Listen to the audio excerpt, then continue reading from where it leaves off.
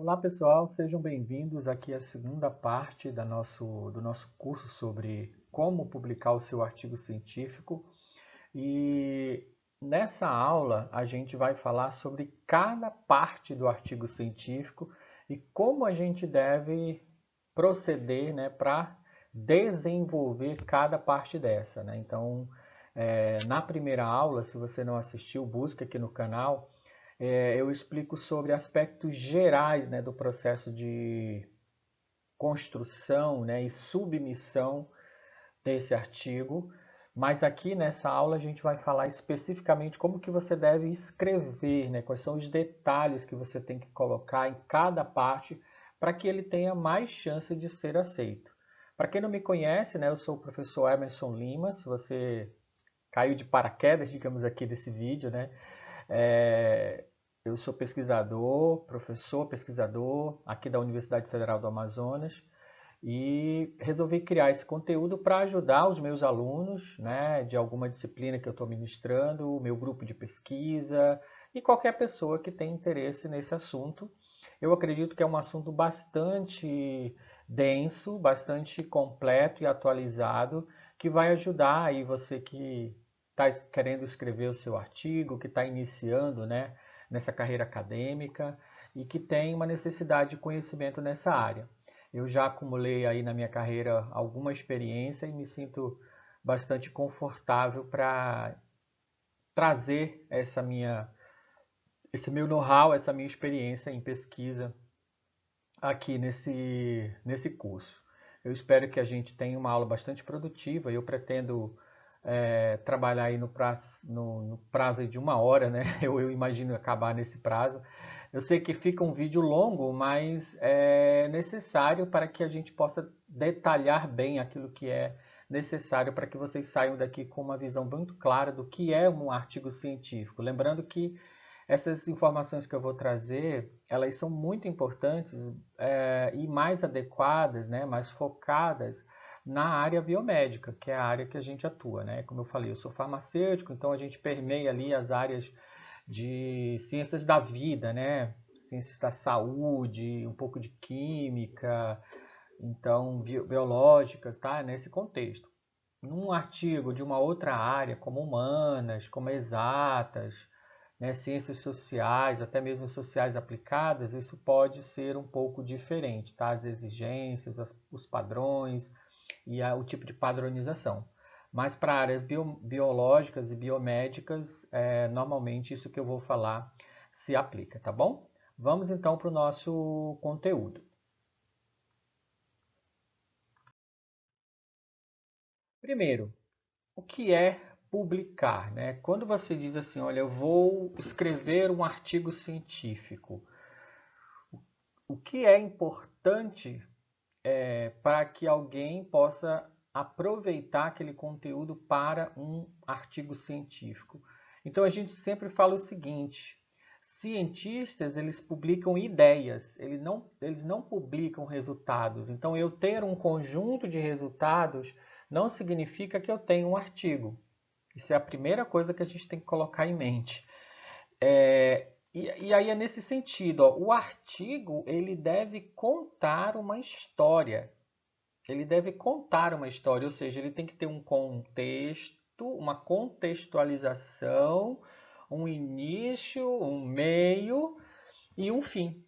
Então, assim, acho que o grande problema quando a gente fala de divulgação científica, né, e principalmente para quem está começando na carreira, é ter essa noção do que você vai trazer de novidade dentro daquela área, né? Então isso precisa ficar muito claro no artigo científico. Qual é a novidade que eu vou trazer, né? E em que contexto essa novidade se encaixa, né?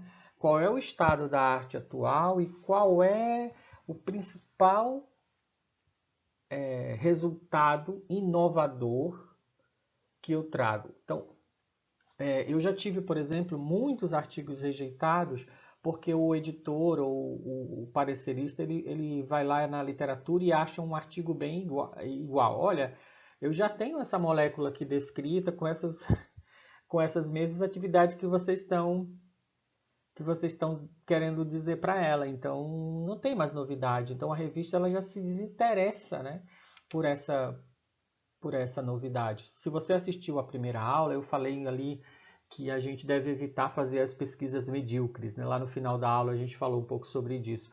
É exatamente nesse sentido, né? Então, assim, se eu vou fazer só uma cópia, uma reprodução de uma metodologia já existente, às vezes é só uma molécula que mudou um pouquinho e eu vou fazer as mesmas metodologias, a mesma forma de fazer, isso perde bastante importância. E isso dificulta que eu publique, né? As publicações, os artigos que são publicados mais facilmente, em revistas de maior fator de impacto, são aquelas que descobrem uma teoria nova, que formulam uma ideia nova, que desenvolvem um mecanismo de ação novo, né? Que apresentam uma nova forma de administrar, desenvolve uma formulação nova, né? Na nossa área, por exemplo, quando você, por exemplo, você pode ter uma molécula, se você dá a molécula direta para o animal, você tem um resultado. Se você formula isso e aplica uma nova forma de administrar, você já ganha bastante pontos aí para quem vai avaliar. Então, desenvolver uma formulação do seu material para que isso possa trazer uma inovação, por exemplo, né, é super interessante para você pensar em publicar. Então, fiquem com isso na cabeça, né? O artigo ele deve contar uma história pela primeira vez, ou seja, tem que ser inédito. Eu não posso estar repetindo o que outra pessoa já fez. Mas eu preciso confirmar. Beleza, preciso confirmar. Às vezes você precisa de mais dados, né? Mas você tem que trazer alguma coisa nova. Você pode até repetir o que o outro já fez, mas apontando novas coisas, tá? E isso vai fazer com que o seu artigo possa ter mais facilidade de publicação. Aí nós vamos falar agora sobre cada tópico do artigo. Na aula 1, a gente falou sobre aquelas partes do artigo, né? Então aqui a gente vai trabalhar as partes mais importantes do artigo e aí a gente vai comentar sobre cada parte dessa. A primeira parte, que na verdade é uma das últimas coisas que a gente elabora, né? Como nós vimos também na primeira aula, é o título. Então esse título ele tem que refletir aquilo que foi feito e o achado principal e tudo que foi feito naquele trabalho. Então, assim, é um desafio muito grande escrever título, né?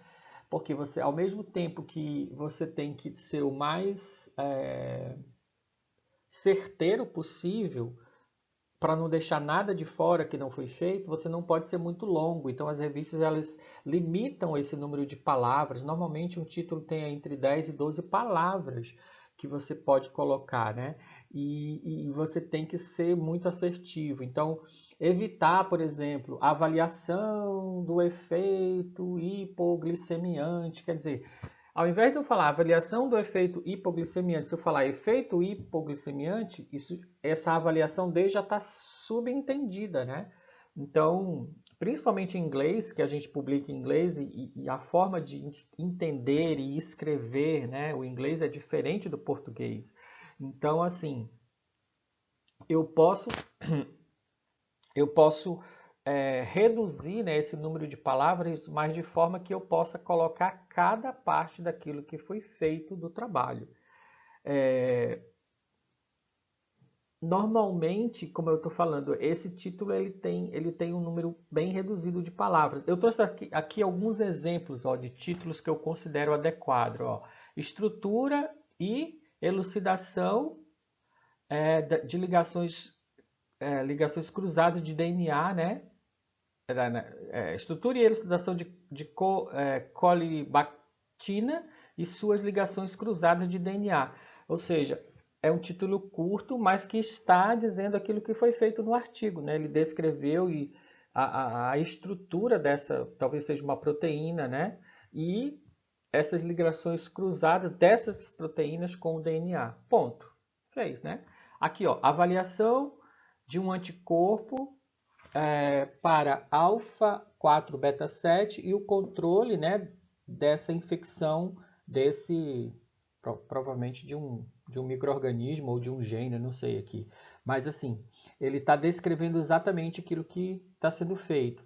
Esse outro título aqui, ó, é um título assim bem diferente, que às vezes é muito interessante você colocar, que ele já diz, né, o que é o principal resultado. Isso já é dito no próprio título. Olha, o OXFOX promove a resistência apoptótica e a persistência celular, né, em células TH17 e no microambiente do tumor, né, periférico.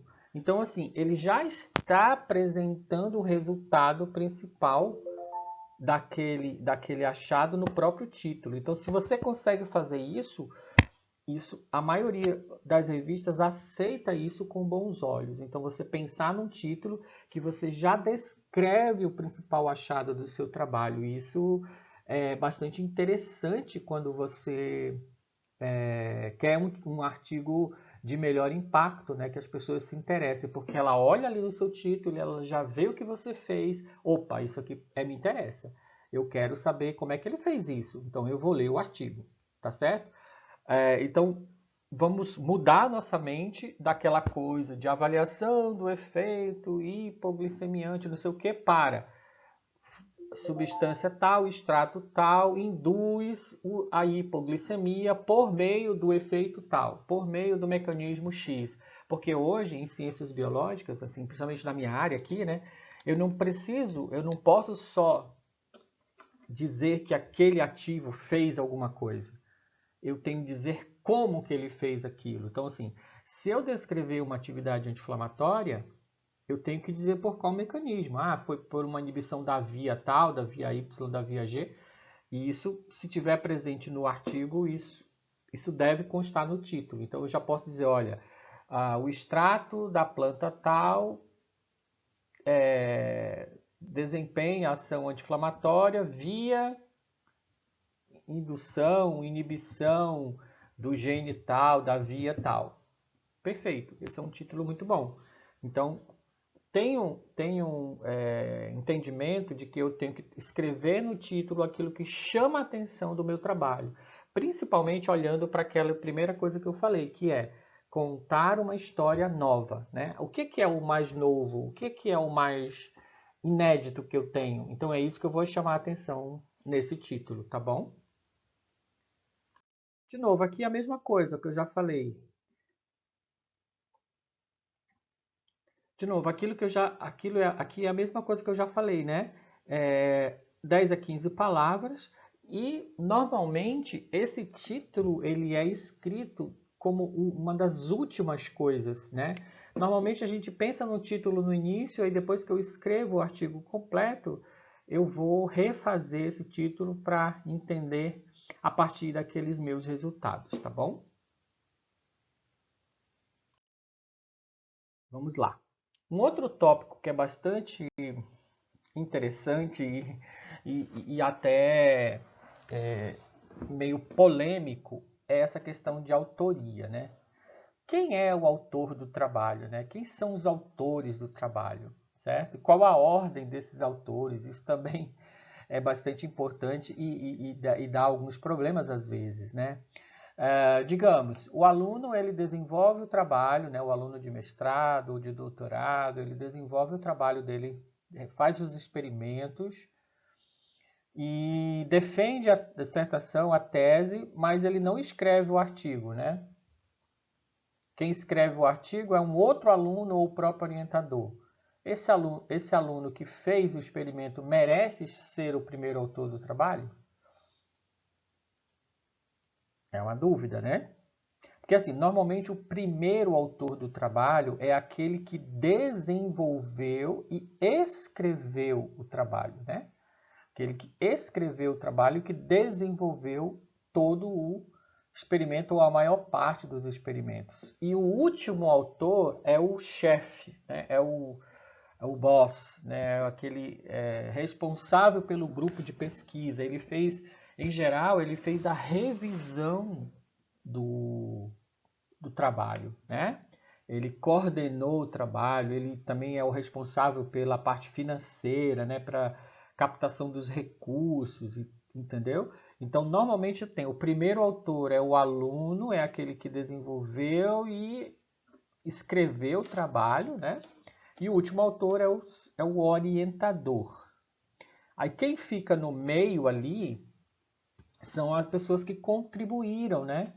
Direta ou indiretamente. Na verdade, indiretamente não existe, né? Tem que ser uma contribuição direta para poder merecer ser autor.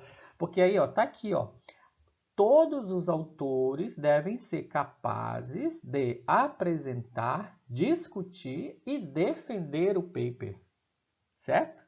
Então, quem consta na lista de autores, ele deve conhecer muito bem o texto e ser capaz de apresentar e discutir esse texto.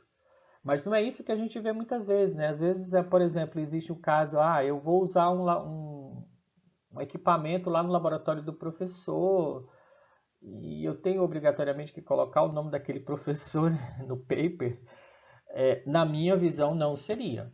Não seria obrigatório, porque você está só usando o equipamento. Agora, se o professor acompanhou você no experimento, ou um aluno dele, né, fez uma discussão sobre esse experimento, ajudou na interpretação dos resultados, né, participou de forma direta, né, na confecção dessa escrita do artigo, aí sim, aí ele tem que entrar, certo? Se ele participou da idealização da pesquisa em si, né, do experimento, tá bom? Então, neste caso, ele tem que entrar na publicação, tá bom?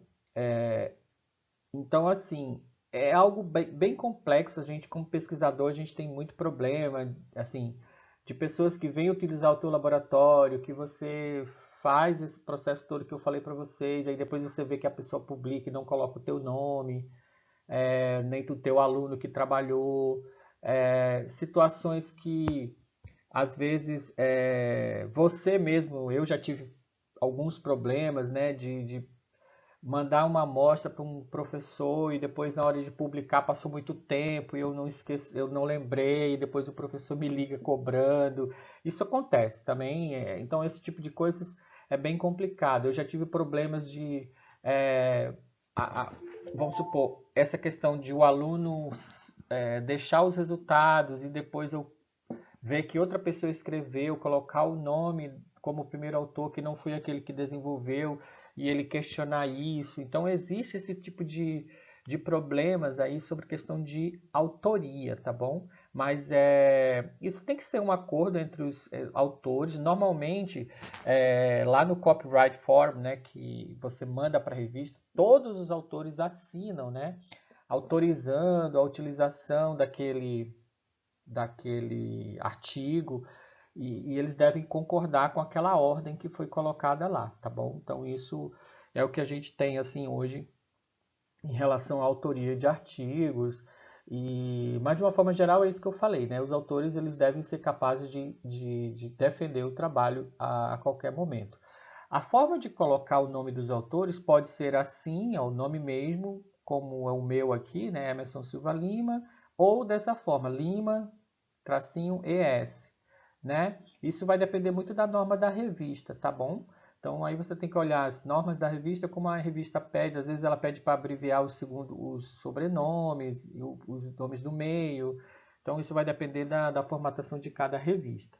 Como eu falei, em geral, o principal autor vem primeiro e o orientador, coordenador por último, né? Autores secundários no meio, por ordem de participação no trabalho, né? Foi aquele cara que estava do teu lado ali, que ajudou no experimento e tal, normalmente vai ser o segundo autor, né? O colaborador ali que ajudou na revisão e tal, ele vai ser penúltimo, antes do seu orientador. É mais ou menos essa sequência. Uma questão importante aqui são das instituições, né, que a gente deve indicar. Sim, só mais uma coisa. Quando você for listar os autores que você estiver escrevendo, não esqueça de pegar as informações importantes dele, que são isso aqui, ó, as instituições, né, que eles participam com o nome do laboratório ou laboratório e faculdade, o endereço completo dele, com CEP, cidade, estado, país, e-mail e o ORCID, né? O ORCID, ok?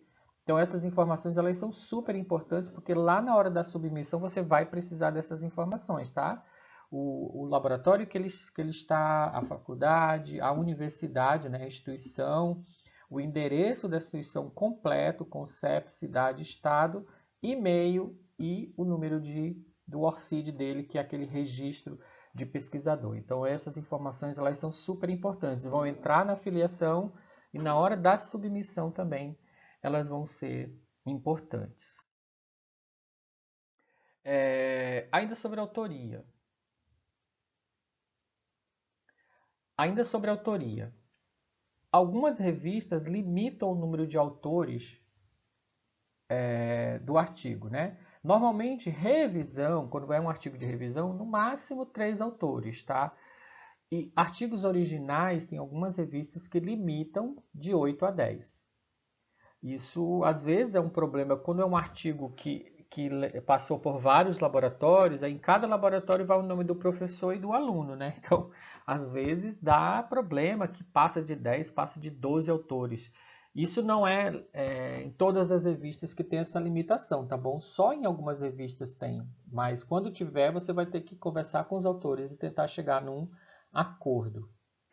Repetindo, né, o autor é aquele que participa de alguma parte do artigo e pode apresentar o trabalho sozinho, ou seja, se não tiver mais ninguém, ele seria capaz de defender o trabalho.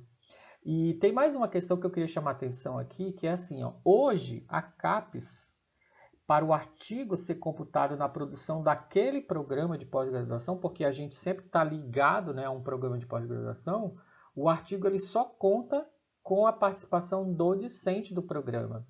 Então, assim, por exemplo, se eu estou em 2 programas, às vezes eu quero colocar o nome de 2 alunos, um de cada programa, né? Mas, assim, o que se entende como participação é de pelo menos um discente. Então, os professores, normalmente, eles exigem a participação daquele discente que fez o experimento. Até que geralmente não é o professor que vai fazer o experimento, é um aluno. Então, esse aluno obrigatoriamente entra na publicação. Então, por exemplo, se eu tenho um aluno meu aqui vamos supor, do PPGIF, que é o Programa de Inovação Farmacêutica, e ele faz o experimento, ele entra no artigo, aquele artigo vai contar na produção do programa, entendeu? Mesmo que não seja da pesquisa específica dele.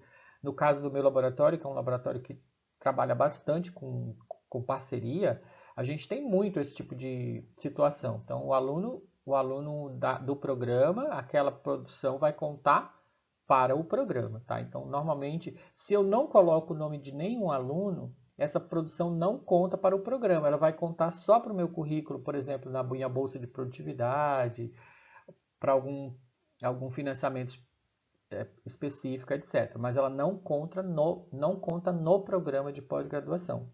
Então, é algo que tem que ser pensado aí de como ser colocado, né? E essa exigência que já há algum tempo a CAPES vem trabalhando, que é a adição, né, do nome de pelo menos um discente para poder computar a produção para aquele programa de pós-graduação. Uma outra questão, assim, as revistas elas pedem um autor de correspondência do artigo, que é aquele que vai submeter normalmente dentro do sistema da revista. Normalmente, na grande maioria dos casos, esse autor de correspondência é o último autor, tá? É o professor, o orientador, aquela pessoa que tem mais experiência, né? Que já tem mais know-how, né? Que vai enviar esse artigo. Mas nada impede que isso seja feito pelo próprio aluno. O primeiro autor, o segundo, qualquer um dos autores pode ser o autor de correspondência, tá bom? Às vezes eu já tive casos, por exemplo, que eu tinha no artigo lá um pesquisador internacional, ele estava lá no meio e eu queria que ele fosse o autor de correspondência, porque facilita a questão da língua, porque ele já era um cara que tinha até um pouco mais de currículo do que o meu no assunto, então eu queria que ele fosse o autor de correspondência. E ele foi, não tem problema. Ele enviou o artigo e tem mais uma questão, no caso, como ele ia pagar também, né? Então ele ficou como autor de correspondência. Isso não é nenhum problema. mas de uma forma geral, esse autor de correspondência é o orientador, é o último autor do artigo, tá bom?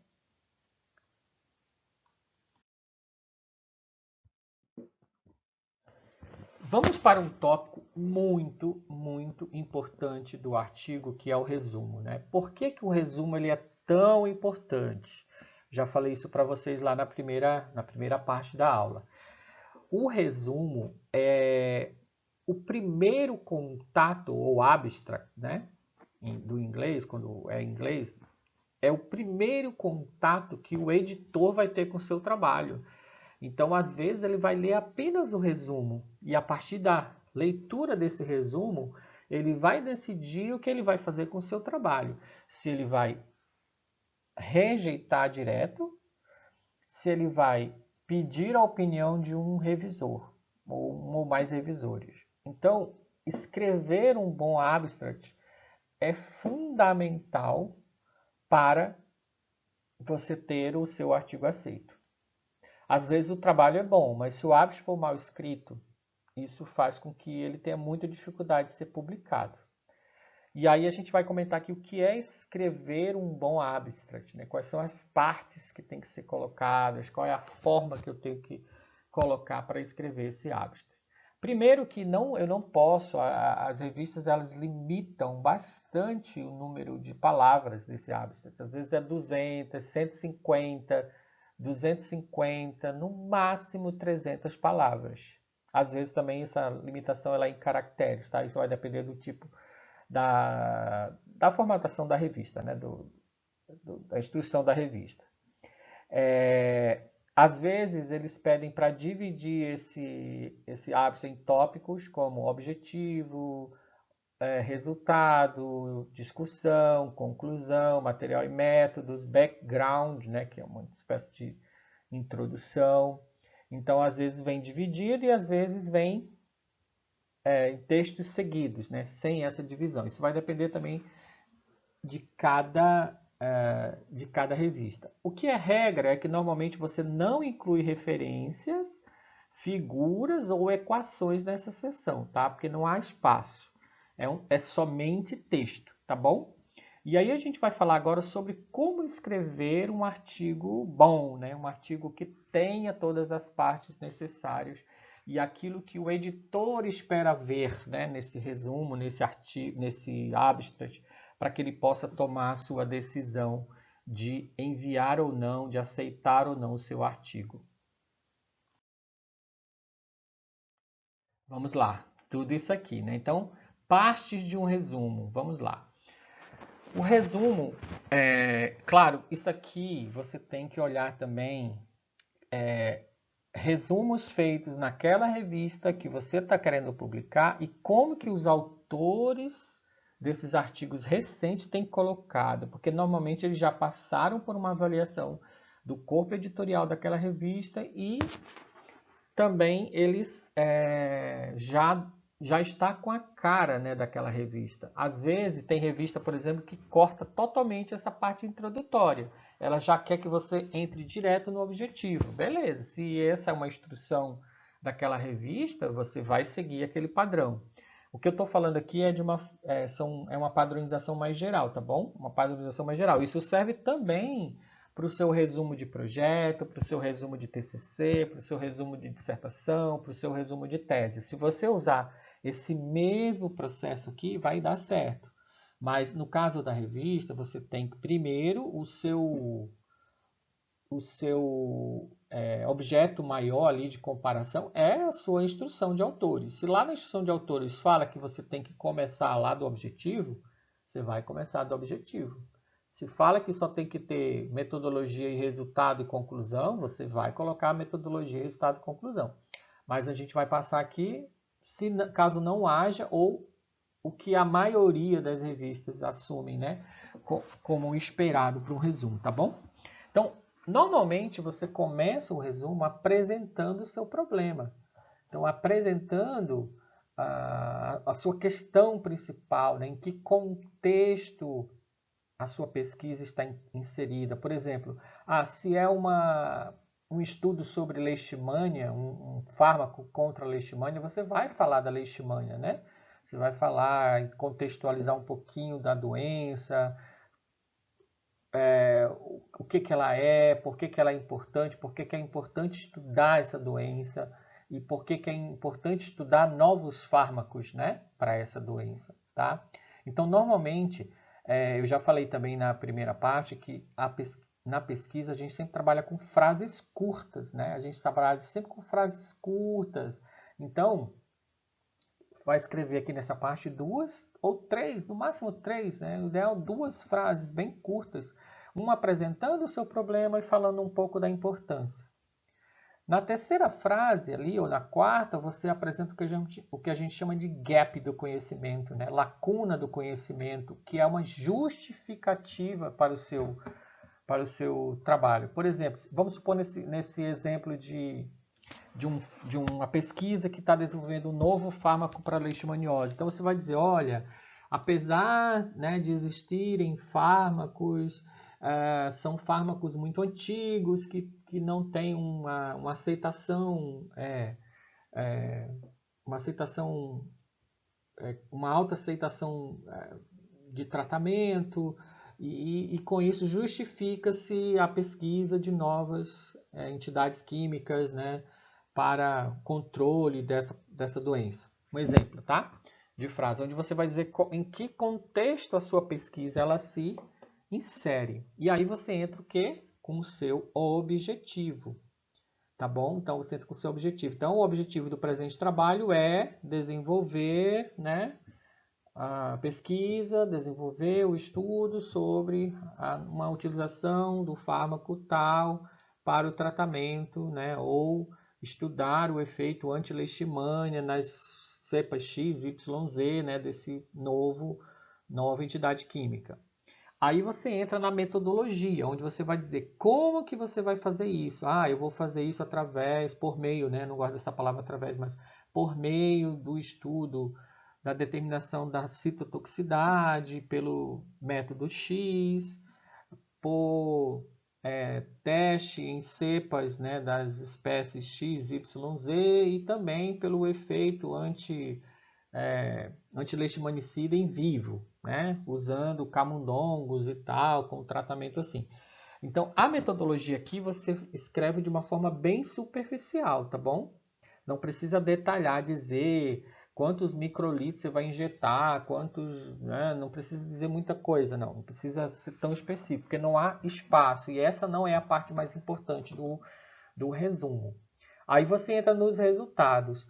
Normalmente, só para vocês terem uma ideia, esse tópico, introdução, gap, objetivo e metodologia, ela leva mais ou menos a metade do seu espaço do resumo. Aí a outra metade ela vai ser preenchida com resultados, conclusões e perspectivas. Então, os resultados elas são a parte mais importante do seu resumo. Aqui você deve apresentar os resultados com detalhes, né? Então, você apresentar os números. Eu dividi em X grupos, os grupos apresentaram os valores médios X, Y, Z, com média mais ou menos do desvio padrão, com a diferença estatística entre eles. Eu vi que houve uma redução de X% do índice de infectividade da leishmania amazonense no grupo tratado. Então, você tem que apresentar os resultados com detalhes, o mais detalhado possível, tá? Se há algum lugar onde você tem que detalhar é aqui nos resultados. Não detalhe a metodologia, mas detalhe os resultados. O que a gente vê muito é o contrário. Às vezes a pessoa quer colocar muito detalhe na metodologia e quando chega nos resultados ela fala uma frase. Ou seja, não está destacando a parte principal do seu experimento, que é os resultados, tá? Do seu artigo. Então aqui você tem que ser o mais profundo possível. E aí você vem para as conclusões. Aí nessa conclusão, o que você tem que colocar? Primeiro, o que foi inédito? O que foi pela primeira vez descrito? Isso é o seu destaque. Ou aquilo que foi o seu resultado mais importante, né? O seu achado mais importante. Então você vai dizer, olha, pela primeira vez foi descrito o efeito leishmanicida desse análogo, desse derivado, desse composto. Ou pela primeira vez houve, né, uma observação da citotoxicidade ou da toxicidade desse derivado na Leishmania amazonensis, né? Isso é a conclusão. E aí a perspectiva, se você tiver espaço, você pode dizer, olha, a realização desse trabalho abre uma janela, né, de utilização, né, de desenvolvimento, né, de um novo fármaco, de uma nova droga para tratamento da leishmaniose amazonensis. É uma perspectiva de aplicação do seu trabalho. Então, dessa forma, você vai escrever um resumo de boa qualidade. Então, assim, guarde essas informações, reveja esse slide de novo, que eu sei que só uma vez não vai ser suficiente, para que você possa, a partir de agora, escrever com melhor desenvoltura um resumo, tá? De novo, isso que eu estou falando aqui serve tanto para artigo, para a maioria das revistas, tá? Quanto para o seu trabalho de TCC, para o seu trabalho de iniciação científica, para a sua dissertação de mestrado ou para a sua tese de doutorado. Lógico que quando você não está sobre, né, a padronização de uma revista, você tem mais espaço, então você pode escrever um resumo um pouco maior. Por exemplo, numa tese, uma dissertação, isso pode chegar até 400, 500 palavras, desde que não ultrapasse uma página, né? No espaço simples. E aí você pode até ter mais folga, mas de novo, você vai destacar o quê? Vai destacar resultados, tá? Resultados com o maior detalhamento possível, conclusões, e aí você pode até falar uma ou duas perspectivas de aplicação desses resultados. Não perca tempo descrevendo com detalhes de metodologia. Esse não é o foco em nenhuma das situações. Eu trouxe um exemplo. Eu trouxe um exemplo aqui de um resumo, né, que eu copiei da internet, só para mostrar para você e destaquei as diferentes partes dele. Ó, o que está em azul aqui, ó, é a introdução, tá vendo? Ó, ele escreveu aqui 1, 2, 3 frases, tá bom? No final, aqui até ele cita uma referência que deve ser alguma norma dessa revista, mas não é comum. No final da frase, da terceira frase, ele fala do gap, né? Ó, mas o mecanismo de ação não é entendido, ou não está totalmente entendido. Isso aqui é o gap, né? É o gap da informação. Então, é onde o seu trabalho se coloca, né? Ó, olha o título, ó, um receptor seletivo, né, da 5-HT1A,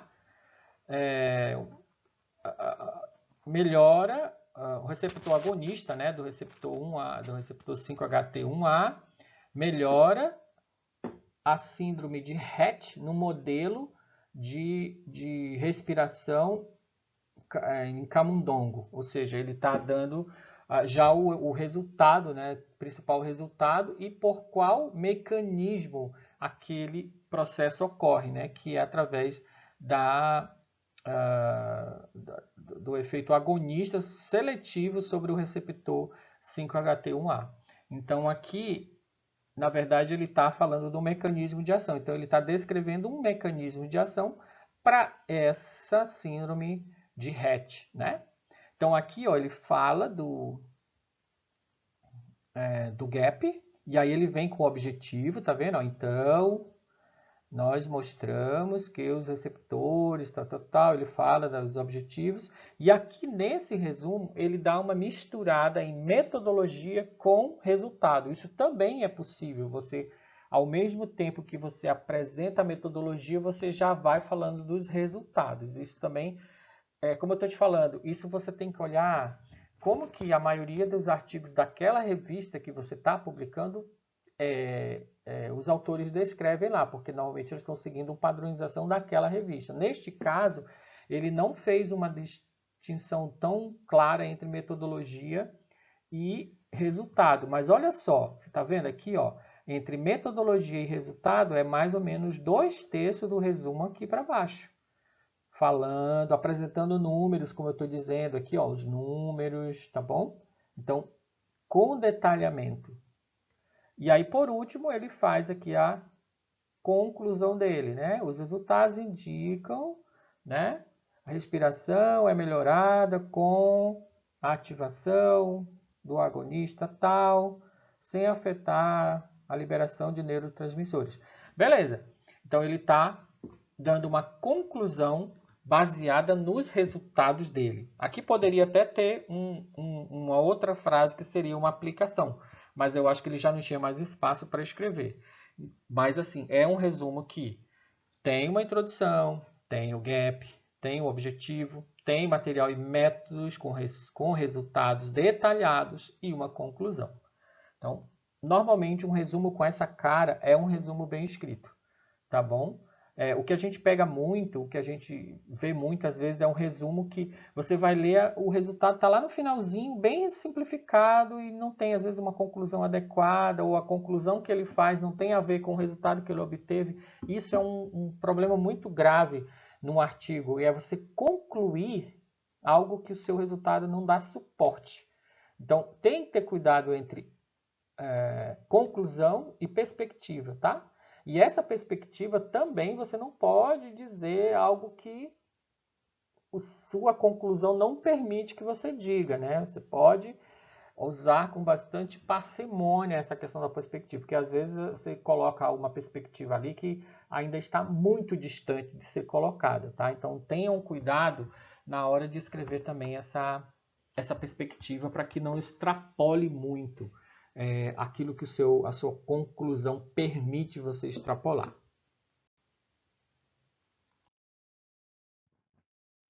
Um outro tópico que não deixa de ser relevante dentro do artigo são as palavras-chave. No final do resumo você coloca algumas palavras-chave, a maioria dos artigos eles colocam entre 3 e 5 palavras-chave que você deve colocar para caracterizar o seu trabalho. Primeiro, essas palavras-chave devem estar presentes no título do trabalho ou no resumo. Então, todas as palavras-chave que você colocar lá, elas devem estar ou no título ou no resumo, preferencialmente no seu resumo, tá bom? Porque essas palavras são palavras que as pessoas vão utilizar para buscar e achar o seu trabalho. Então, vamos supor, o nome da planta que você trabalha, o nome da principal atividade que você trabalha, por exemplo, efeito hipoglicemiante, né? Se você está trabalhando, vamos supor, com açaí, você vai colocar açaí, o nome popular e o nome químico, né? O nome científico da espécie. Se tem um mecanismo de ação envolvido, você vai colocar esse mecanismo de ação, né? Então, se é, por exemplo, uma análise de fisicoquímica ou fitoquímica, você vai colocar lá os principais classes de compostos possíveis de serem achados, né? Mas que estejam descritos no seu resumo, né? Então, essas palavras-chave elas são muito importantes. Você escolher aí, normalmente é 5 palavras, tá? Esse número é o número médio ali, né? Você colocar pelo menos 5 palavras-chave que possam ser utilizadas para achar, para descrever o seu trabalho, tá bom? Então isso é o que você deve colocar nesse tópico. Então, continuando aqui, a gente vai passar por um tópico também que é extremamente importante, né? Como tudo no artigo, mas aqui é bem importante, bem relevante. E todo mundo acha difícil, né, escrever, entender como que a gente deve desenvolver essa parte do trabalho, que é a introdução.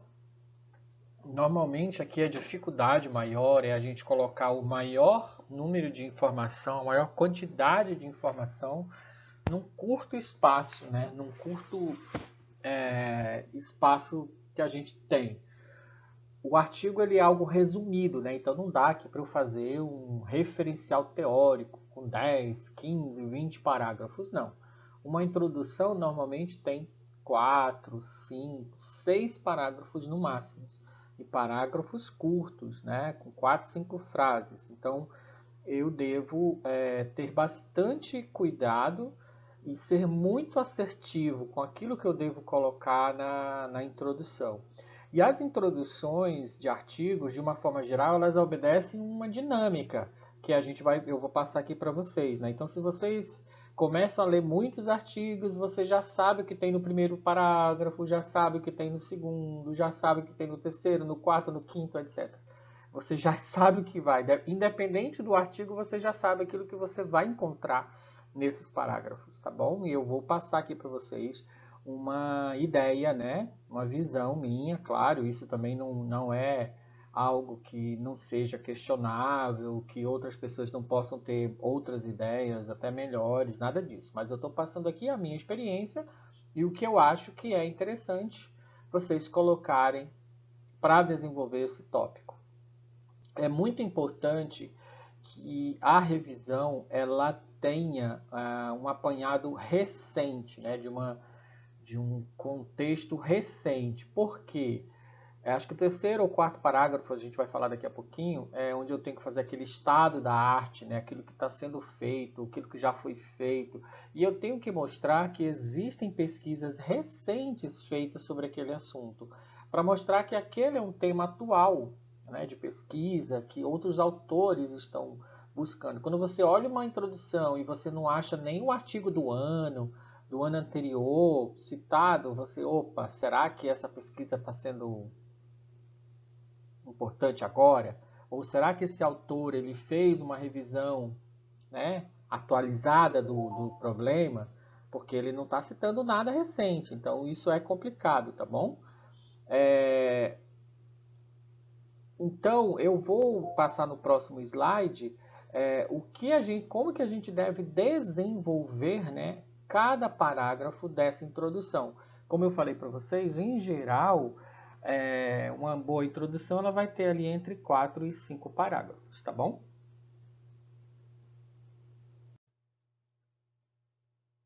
Então, de uma forma geral, ó, a introdução ela obedece a esse formato, né?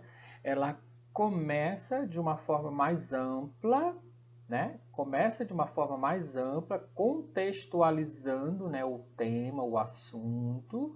Ela passa por um resumo, né, de pesquisas prévias que foram feitas. Aqui que eu falo que tem que ter, né, aqueles artigos do mesmo ano, do ano corrente ou do ano anterior, né, para você mostrar que você fez uma revisão atualizada, que existem pesquisas sendo feitas no momento naquele assunto, e você termina com o seu objetivo, né, com o seu propósito. Então, em geral, a introdução ela obedece essa via, né, essa dinâmica, tá bom?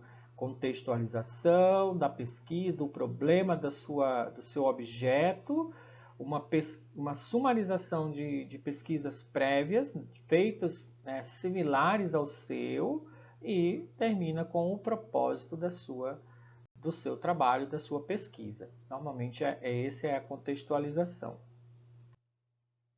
Eu fiz aqui uma sugestão, né, de 5 parágrafos, como que você deve o que você deve descrever em cada parágrafo da introdução. Lembrando, de novo, isso são sugestões, tá? Não significa que tem que ser obrigatoriamente dessa forma e colocando exatamente isso daqui. Mas é o que a gente espera na maioria das introduções de artigos que a gente vê por aí. Então, o que eu estou sugerindo aqui para vocês, tá? Primeiro parágrafo, você vai introduzir o assunto, falar sobre o seu conceito, a importância histórica, dados gerais, dados epidemiológicos, por exemplo, se for uma doença, tá? Aqui você vai introduzir o seu assunto, aquele macro problema, né? É a doença, é o agravo, né? É aquele ponto que é importante dentro da contextualização do seu estudo, tá bom? O desenvolvimento de uma droga para um determinado conceito. Agora, assim, vamos supor, eu estou desenvolvendo um antitumoral. Quer dizer o que é o câncer aqui, talvez não, vai que é uma coisa muito geral. Talvez eu possa falar daquele câncer, do tipo de câncer específico, né? Meio que eu estou trabalhando, o melanoma é um câncer esôfago, um câncer de estômago, né? E aí eu já vou apresentar aqui coisas um pouco mais específicas.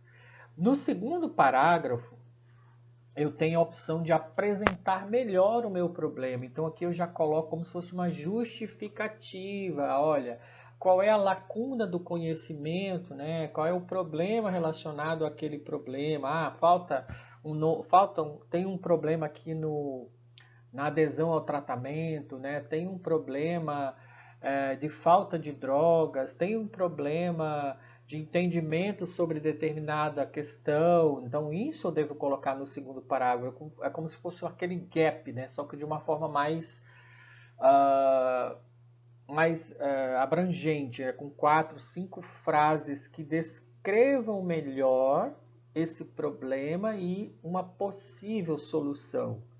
Beleza? Então, isso que eu devo colocar nesse segundo parágrafo. Lembrando que tudo que eu escrevo aqui vai ser referenciado, tá? Essa referência ela vai vir no final de cada frase, né? No final de cada frase, não coloque a referência no final do parágrafo somente, tá? Escrevi um conceito, eu coloco da onde eu tirei aquilo, da onde que veio aquela ideia. Então, cada final de frase eu coloco a referência de acordo com a norma que a revista solicita, né?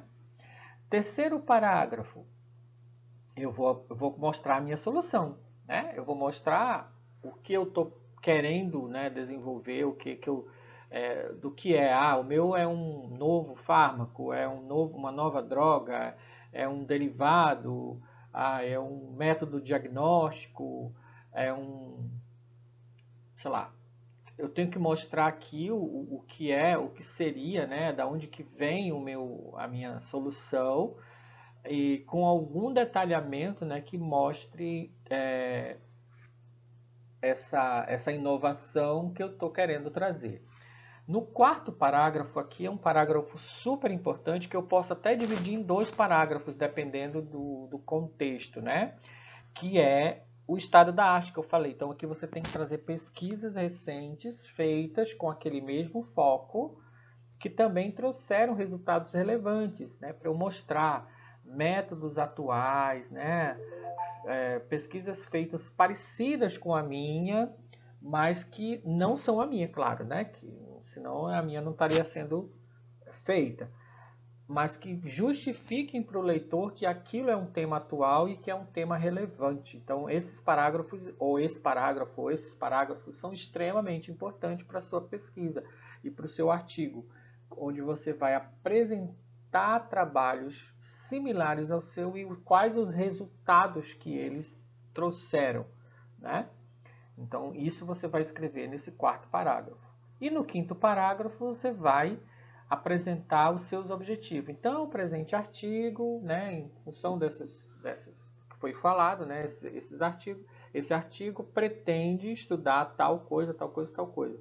Às vezes, você até encontra os resultados, né, o principal resultado da sua pesquisa nessa seção, mas não é muito comum, tá? O mais comum aqui é você apresentar apenas os objetivos do seu trabalho, né? O que você pretende fazer e como que você pretende resolver, né, aquele problema que você colocou lá no segundo parágrafo. Então, esses 5 parágrafos são assim uma forma bem inteligente, racional de você desenvolver a sua introdução. De novo, o guia aqui, tá, gente, é o manual de escrita da sua revista. Às vezes tem revistas que não permitem que você desenvolva toda essa contextualização que eu estou falando aqui. Mas se não houver um impedimento para que você faça isso, faça dessa forma e você vai ter uma boa resposta, com certeza, né? Uma boa avaliação do seu trabalho, usando essa dinâmica aqui para apresentar a introdução do seu artigo.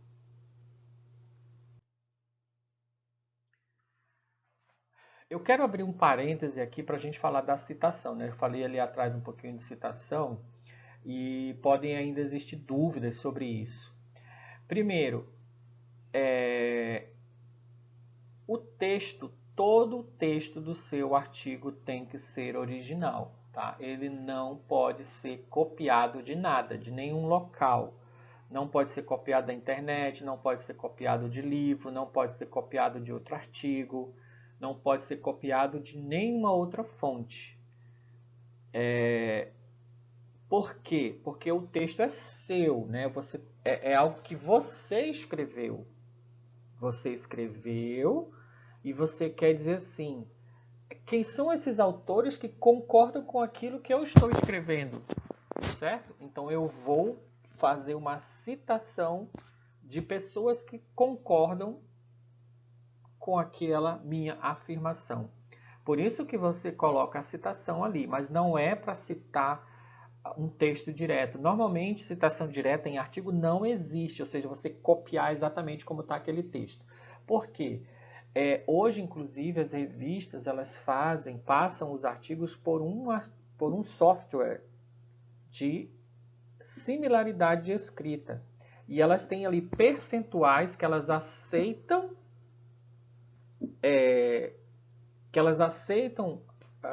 o teu artigo a partir daquele percentual. Normalmente, se você coloca 8 palavras na mesma ordem, aquilo já é considerado um plágio. Então, a escrita com 8 palavras iguais, aquela frase é considerada plágio, tá bom? E o artigo não, o software que avalia isso, ele vai olhar aquilo e dizer que é similar. Então, você deve ler aquele material e reescrever com as suas palavras. Existem também hoje programas, né, que fazem essas alterações de texto. São inteligências artificiais, né? É lícito utilizar ou não? Vou deixar a pergunta com vocês. Eu sou da opinião que a gente deve usar a tecnologia ao nosso favor, né? Às vezes eu tenho dificuldade de escrever e produzir esse texto todo original. Usar um programa que faça essa alteração de uma metodologia para que ela não seja plágio, posso usar. Eu posso usar, mas aí eu tenho que colocar o meu DNA ali, né? Acho que nada impede que você passe isso por um programa desses de reescrita e você olha, foi feito de uma forma correta, você tem que ter capacidade de olhar isso e reescrever, né? É lógico que você não pode usar a inteligência artificial, hoje o chat GPT está aí, né? Para escrever o artigo para você. Isso não é, com certeza, ninguém vai indicar isso daí. Para você pegar uma inteligência artificial e mandar ela escrever o artigo para você, não faz sentido. Mas você pode usar essas tecnologias para te ajudar a fazer uma boa revisão. Olha, aponte para mim quais são os trabalhos mais recentes em determinado tópico. Ela vai te listar os trabalhos mais recentes. O que você demoraria, às vezes, várias horas buscando, procurando, ela te dá em poucos minutos. E aí você vai pegar esses trabalhos, vai conhecer os trabalhos e vai fazer a sua pesquisa em cima disso. Então, você deve sim usar a tecnologia ao seu favor, né? Mas não usar também para tirar a sua capacidade de fazer as suas inferências, tá bom? Agora, o que eu quero chamar a atenção aqui é que você não pode copiar em nenhuma parte do artigo textos de outros, nem do seu próprio trabalho. Eu já tive problemas na metodologia, porque às vezes assim, a gente faz as mesmas metodologias no laboratório e os alunos pegam dos outros, né? Pega o artigo que eu tinha publicado e copia aquela parte. Eu já tive artigos rejeitados por causa disso. Passou lá no programa e eles falaram, olha, você tem aqui mais de 30% de textos publicados já na internet. Aí a gente foi olhar onde estava exatamente na parte metodológica, tá bom? Então tenham muito cuidado com essa questão de citação e também de copiar, né? De usar plágio, porque hoje todas as revistas passam, ou as revistas, claro, né? Passam os seus trabalhos por um detector de similaridade de texto, tá bom? E aí a tecnologia está aí para nos auxiliar, né? Usando programas que reescrevem, traduzem, etc. E tal. Então, isso tem que ser usado a nosso favor.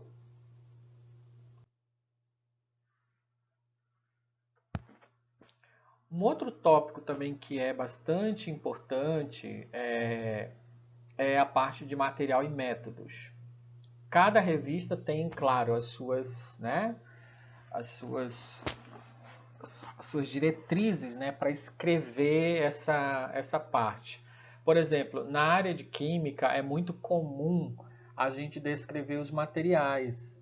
Então, eu descrever todos os reagentes que eu utilizei, quais são as marcas desses reagentes, por quê?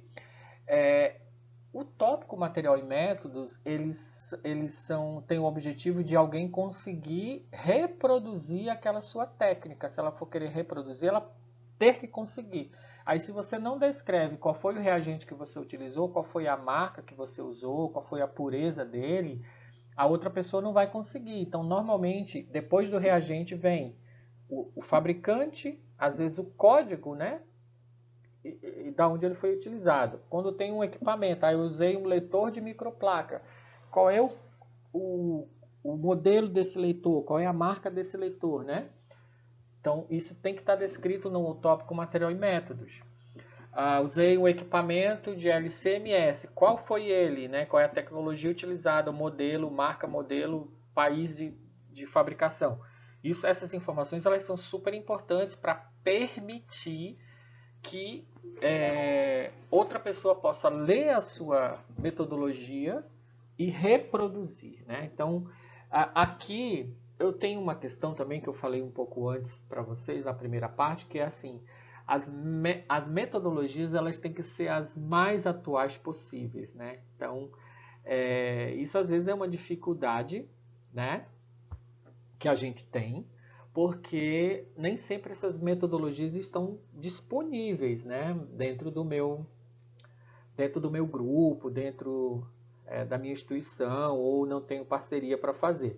Mas eu devo buscar. Se, por exemplo, ninguém mais faz um doseamento usando um método colorimétrico, o uso é cromatografia líquida de alta eficiência, não adianta eu querer fazer essa dosagem por método colorimétrico, que a revista ela não vai aceitar. Ela não vai aceitar essa metodologia. Ah, mas eu achei um artigo de 2010, sim. 2010 já passou, né? 2010 já passou. Então, eu achei um artigo publicado na mesma revista no ano corrente usando aquela técnica. Opa, então pode ser que seja aceito. Tá? Eu tenho argumentos. Eu só achei artigos usando essa técnica de 5 anos, 8 anos atrás. Provavelmente já ultrapassada essa técnica, né? Então, assim, tenho que ter cuidado, tá? Tanto com essa questão de usar técnicas modernas, a descrição correta dessa metodologia, com detalhamento para que outra pessoa possa executar, né?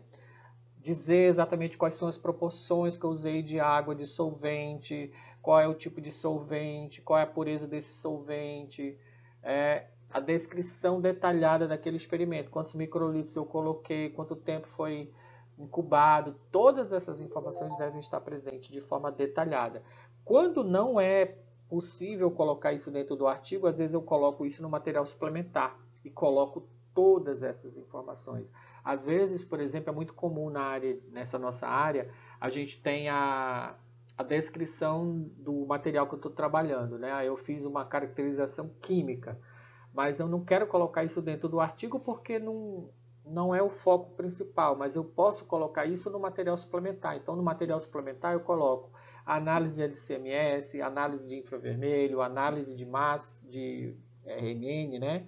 De ressonância magnética nuclear, os diferentes tipos que eu fiz, e eu coloco toda essa descrição detalhada da pureza, da caracterização química daquele meu derivado, daquele meu composto, nesse material suplementar. Então, alguém que tenha mais interesse, ele vai lá e busca detalhadamente aquela informação. Então, é super importante isso, a utilização de métodos modernos, métodos aceitos, né? E também o detalhamento desse material que foi feito. Lógico que todo método, né, ele também é baseado em geral em algo que outros já fizeram. Então eu tenho que relatar da onde que eu tirei aquela informação. Tá? Eu me baseei para desenvolver esse método no método do fulano com alguma modificação. E aí eu descrevo exatamente o que eu fiz, né? Então, é importantíssimo que cada metodologia seja acompanhada de uma referência bibliográfica também, né? Que indica da onde eu tirei aquele conhecimento para fazer aquele trabalho.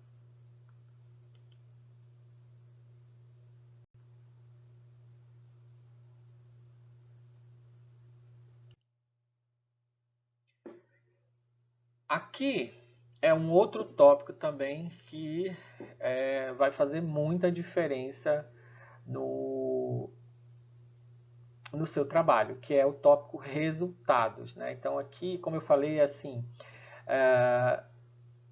normalmente você começa por esse tópico, o artigo, né? Onde você vai pegar os seus resultados que você imagina entrar naquele artigo, vai organizar eles de uma forma lógica, né?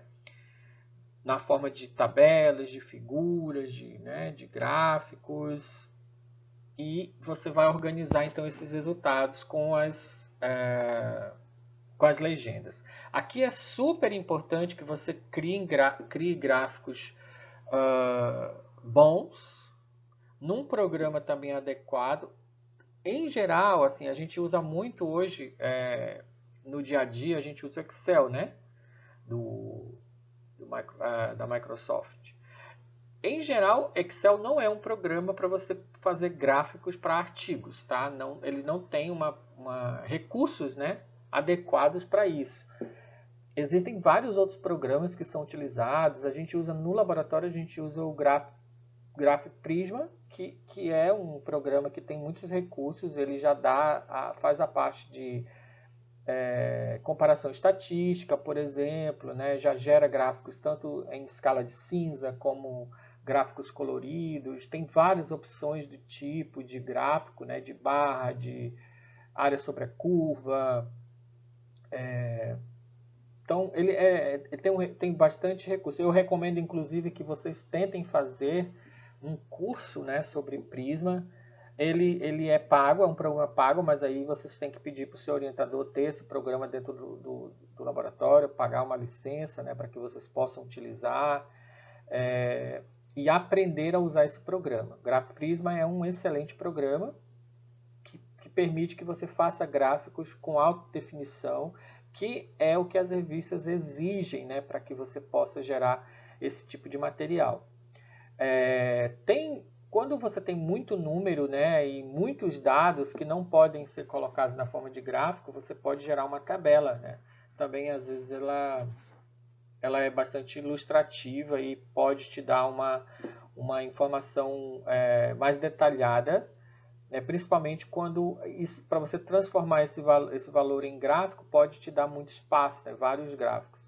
Normalmente, as revistas elas limitam também o número de figuras, né? Então, assim, um artigo padrão ali, ele vai ter no máximo 4, 5 figuras e 2 tabelas ali, né? 6 itens ali de resultados. Mais do que isso, já começa a ficar complicado, né? Você pegar um artigo com 8 figuras, com 10 figuras, já começa a ficar um artigo muito longo. E lembra que hoje a gente não tem tanto esse problema porque a maioria das revistas elas publicam só online, né?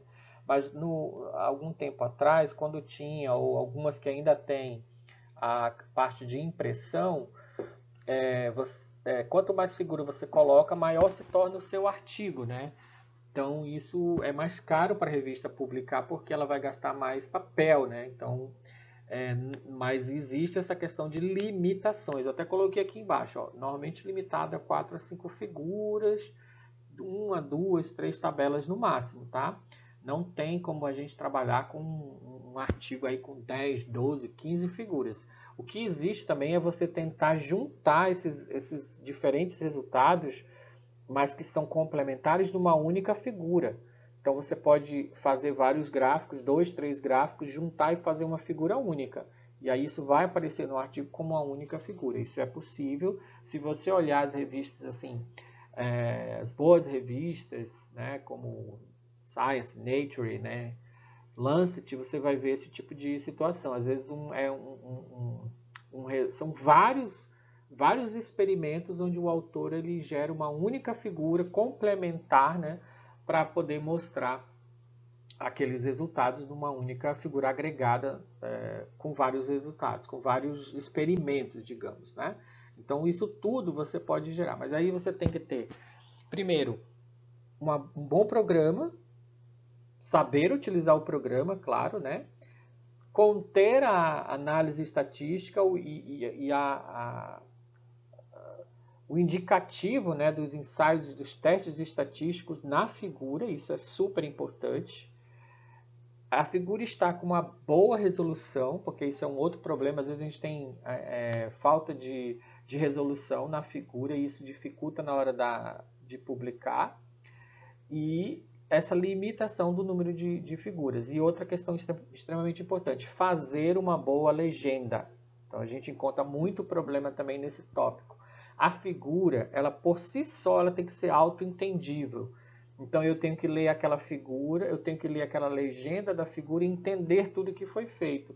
O que foi usado no material e métodos, o que foi testado ali, qual foi o modelo que foi usado, qual o tipo de célula que foi usado, se foi, qual o tipo de animal que foi usado, qual o tipo de equipamento que foi usado. Então, esse detalhamento metodológico e de resultados, quais são os grupos que estão ali, tem que ser bem descritos nessa figura. É uma parte difícil, tá, gente? Isso não é fácil a gente fazer de uma hora para outra, porque são muitos detalhes. Você tem que aprender o programa correto, tem que ter o programa correto, tem que saber a forma correta de descrever aquele resultado, porque assim, tem resultados que o melhor é em barra, tem resultado que o melhor é em linha, tem resultado que o melhor é em área, tem resultado que não é nenhuma desses, que aí eu tenho, por exemplo, se eu estiver fazendo um estudo sobre mortalidade, eu não apresento isso em barra nem em linha, eu tenho um gráfico específico para apresentar. Então eu tenho que estudar sobre como que eu devo apresentar esse meu resultado. Então isso às vezes leva um pouco de tempo e experiência para que você possa aprender. E aí, se eu não demonstro esses resultados de uma forma clara, isso também dificulta o entendimento de quem vai ler esse artigo. Isso pode ser um dos motivos para não aceite do meu trabalho, né? Às vezes não é o resultado em si, mas é a apresentação do resultado que faz com que o meu trabalho não seja aceito. E outra, cuidado na hora de escrever, né? Escrever esses resultados, porque eu preciso não só descrever, né? Colocar as figuras, mas eu preciso escrever um texto. Então, normalmente eu vou repetir aquela informação que está no resumo, ou no gráfico, ou na figura, com detalhes, né? Ainda sem discutir, só apresentar. Não tem problema de eu repetir o que está lá no gráfico, mas eu tenho que explicar o que é aquele resultado. Não o que ele significa, porque o que ele significa é no tópico de discussão, tá? Aqui eu só vou apresentar os números. Posso até dizer se houve diferença estatística ou não e tal. Isso eu tenho que construir esse texto para esse resultado, tá bom? Para apresentar esse resultado. Eu trouxe aqui um gráfico, né? Um modelo de um gráfico, né? Que mostra um resultado. Esse resultado é o que? São os níveis plasmáticos de malondialdeído, que é um marcador de estresse oxidativo, né? Aí aqui tem a concentração, né? Em micromolar, né? Micromol por litro. Em diferentes grupos. Foi um teste em vivo, um grupo controle, um grupo que recebeu 120 miligramas por quilo de tetacloreto de carbono e o grupo que recebeu 1.200 miligramas por quilo quando foi induzido por tetacloreto de carbono. Então, efeito do tratamento com tetacloreto de carbono no MDA plasmático, né? Onde isso foi mensurado por CGMS. Aí ele fala que os valores são médio mais ou menos erro padrão, N igual a 5 por grupo, diferença estatística o asterisco, né, ele significa uma diferença estatística, onde o P é menor que 0,05, comparando com o controle, né? Aí ele está dizendo assim, ó, que os testes estatísticos utilizados são descritos de acordo com o material e métodos. Então ele mostra no controle aqui, ó, 2 horas, 7 horas e 16 horas, no grupo que recebeu 120 e no grupo que recebeu 1.200. Ó, você vê que tem uma diferença aqui. Esse grupo, após 2 horas, os níveis de MDA aumentaram e depois eles regrediram. Então fica muito claro você entender o que foi feito e o que significa, né? O que significa não, mas o que realmente ocorreu com esse experimento. Então, é uma figura limpa, né? Eu até tiraria esse quadro aqui para ficar mais clean, mas é bem claro a informação e eu consigo entender tudo aquilo que foi feito. Aqui está em escala de cinza, né? Ou seja, evitando o colorido por causa daquela situação que eu falei.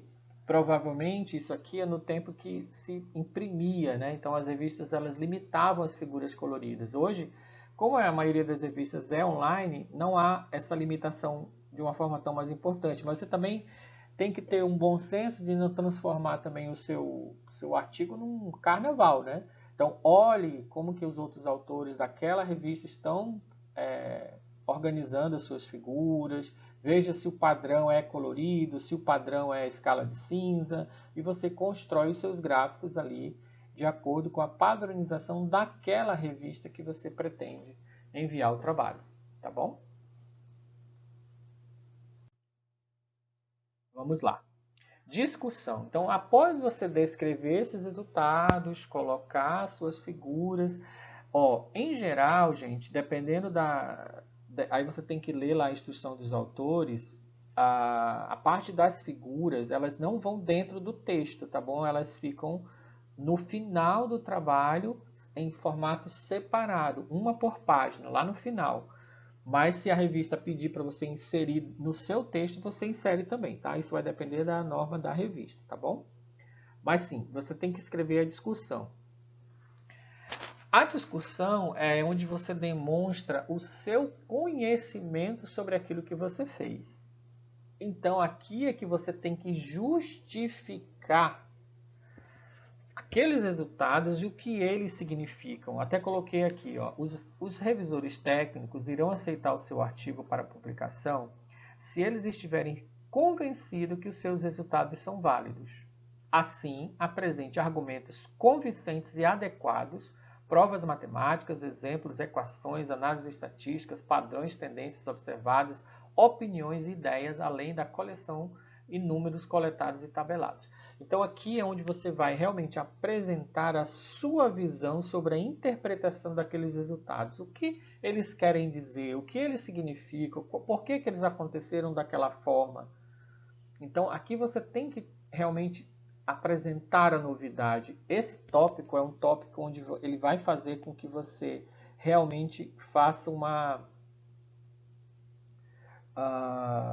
inovação, né? Aqui é onde você tem que demonstrar que você tem o conhecimento sobre o assunto. Então existem muitos problemas de artigos que às vezes apresentam bons resultados, mas esses resultados não são explorados, não são discutidos, né? Aqui você não apresenta as suas teorias sobre aqueles resultados. Então aqui é onde você deve colocar. Um erro muito comum que a gente encontra é os alunos acharem que discussão é você comparar o seu resultado com outros, né? Somente. Isso tem que ser feito? Sim, tem que ser feito. Você tem que comparar o seu resultado com outros que foram feitos, mas isso não é uma discussão suficiente. Tá, o cara achou um resultado similar ao meu. Sim, e aí? O que isso significa? Né? Então, até coloquei aqui, ó, faça comparações com resultados obtidos por outros pesquisadores, caso existam.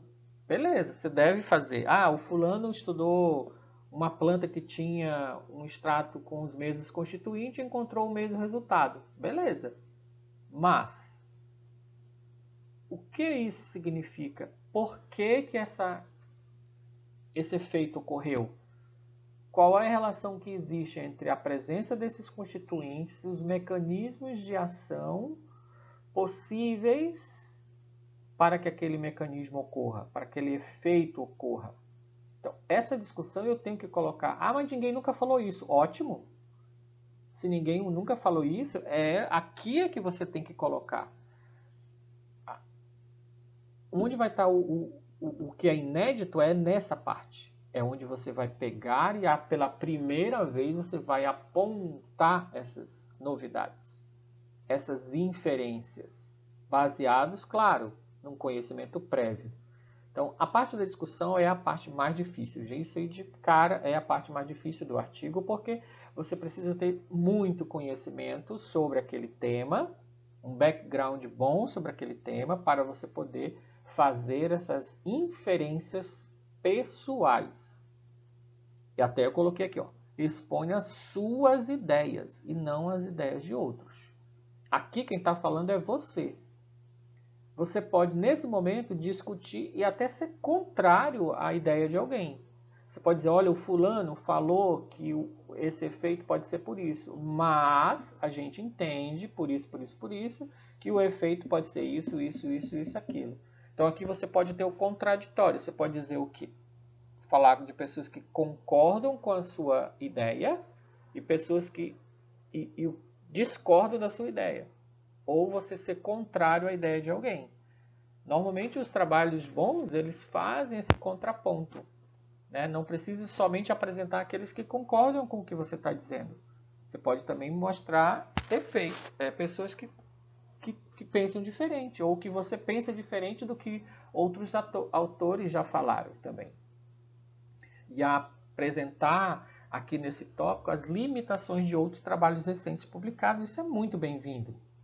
Só que, de novo, isso é bem difícil de fazer, principalmente para um aluno iniciante, né?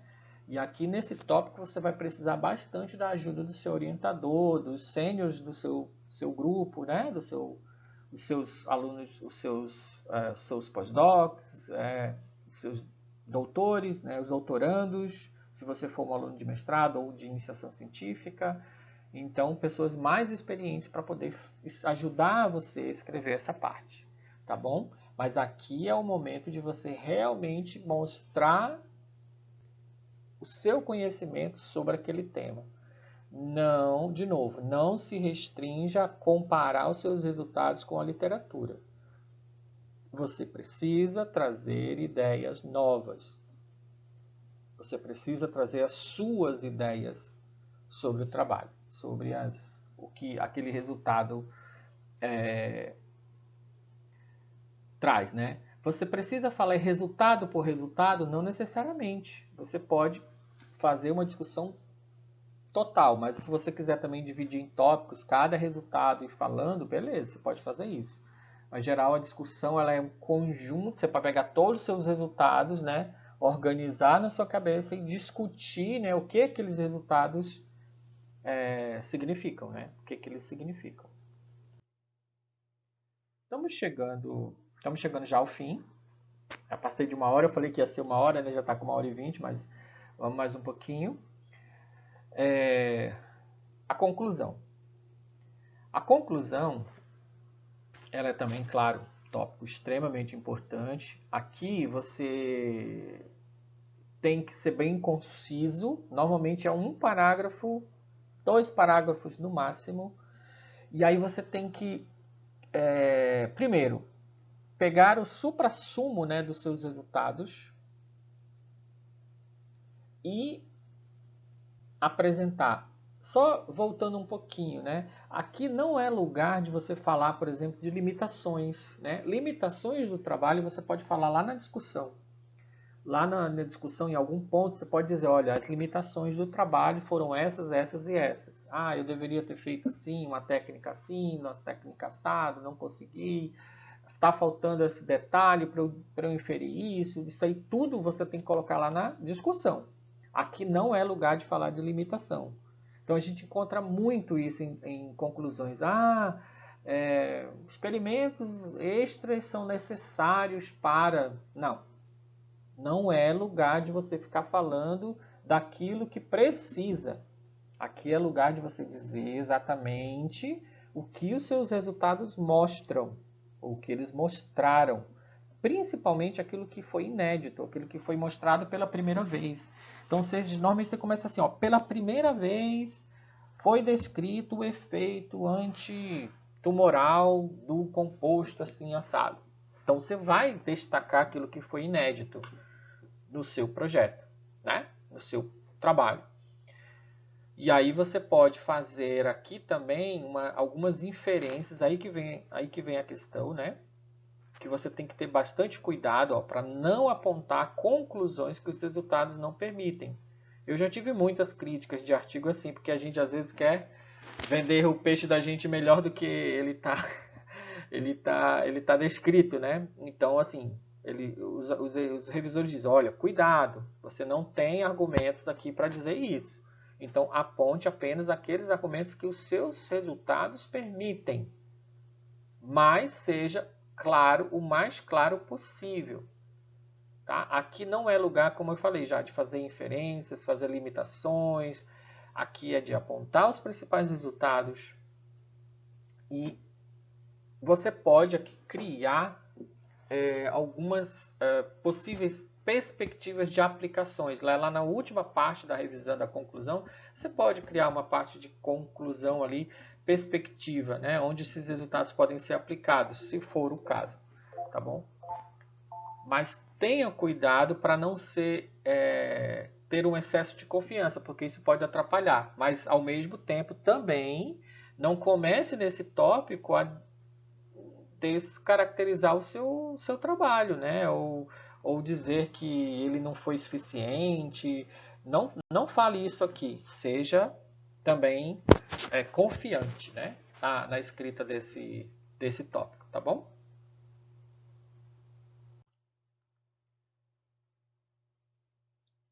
Chegando ao fim do trabalho, a gente normalmente, as revistas pedem para a gente escrever alguns tópicos que também são obrigatórios, né?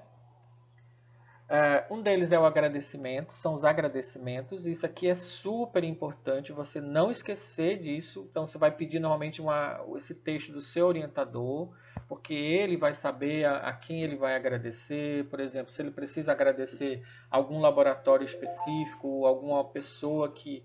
Às vezes a pessoa ela não entra no autor, mas ela entra no agradecimento porque ela cedeu o equipamento. Eu usei o equipamento X do laboratório do professor Y. Isso é suficiente, às vezes não precisa estar como autor.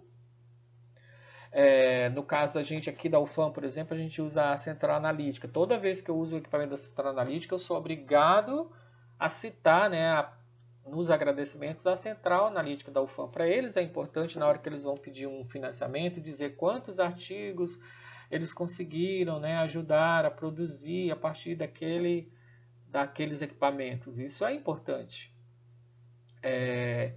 Então, assim, no nosso caso, né, que recebe financiamento, eu sou obrigado a colocar as agências de fomento, né?